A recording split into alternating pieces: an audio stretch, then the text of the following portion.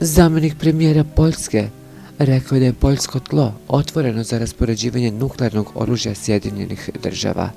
Poljski političar također pozvao na jačanje NATO-a u istočnoj Evropi i stvaranje komandnog mesta na teritoriji svoje države.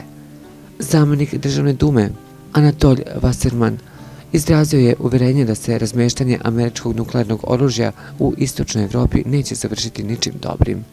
Prema rečima parlamentaraca, SAD i Poljska će morati da zažale zbog činjenice da će se oružje za masovno uništenje pojaviti u neposrednoj blizini ruske teritorije.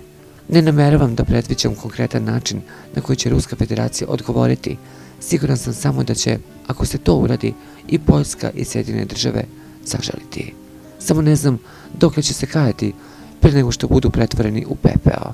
U svakom slučaju, vreme leta naših sredstava za reagovanje na takve ludorije ne prelazi par minuta, rekao je političar.